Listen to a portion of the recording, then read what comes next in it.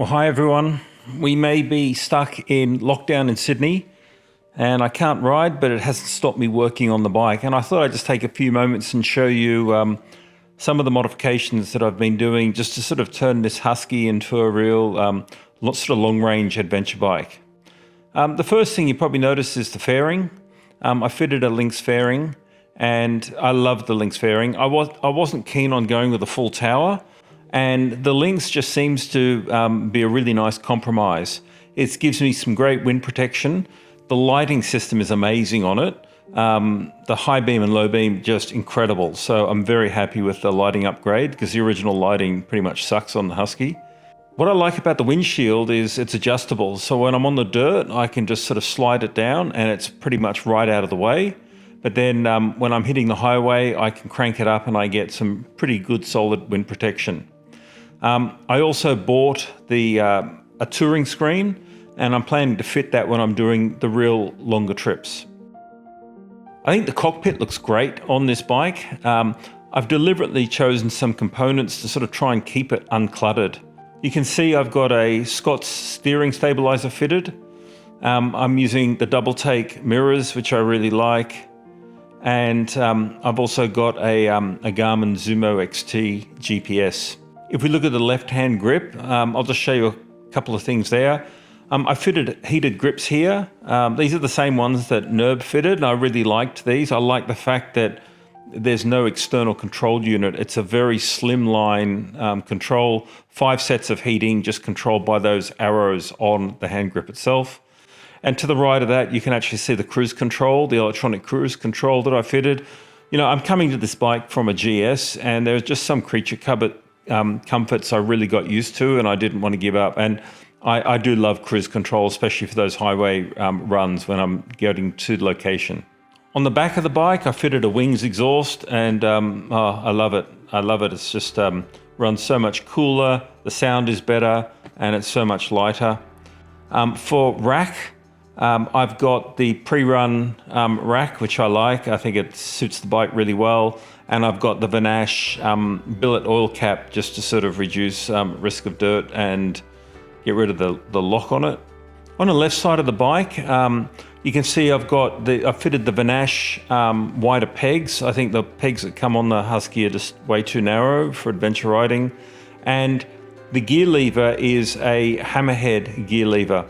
And it's, the reason I put that on is because I've got big feet. They're like size 13 or 14.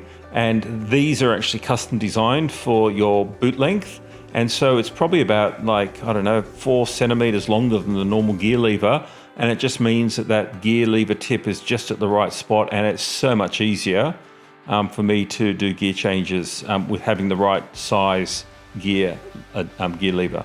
Having a closer look at the cockpit, on the left-hand side, I've got a cigarette lighter, 12-volt cigarette lighter, and I use that for powering my mini compressor and also for recharging my Skydio drone batteries. I have a special high wattage USB-C adapter that plugs into that, and that means I can charge my drone batteries while I'm riding. On the right, I've got 2 high-capacity USB ports, and the instrumentation at the top is air temperature and electrical voltage. And then, of course, I chose the Zumo XT. I know a lot of people, they're happy with using phone GPSs, but I like the turn-by-turn. I like the Garmin units. I'm very comfortable with them. I've used them before. This gives me fully integrated music, fully integrated telephone.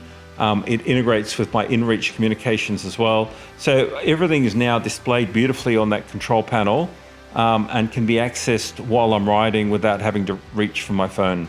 On the right side of the bike, again, you can see the Vanash pedal. I also put a Vanash rear brake lever on there just because I had seen and heard that in a crash, the stock brake lever can be a bit flimsy. And I had seen one video where it actually punctured through the engine casing. I've also got the Vanash skid plate on as well, which I love. It's lightweight. I think it gives great protection. So very happy with that. And up on the front of the bike, I've got buckbusters with end weights on there, which apparently will help with the vibrations through the handlebars. So keen to take the bike out for a test ride and just see how it all runs after I've put all this new gear on it.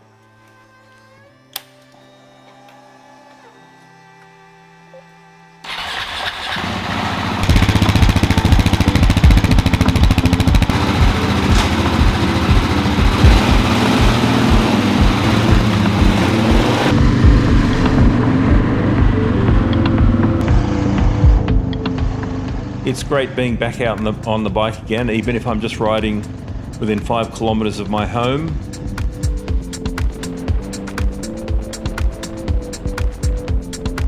Keen to try the cruise control, see how it works.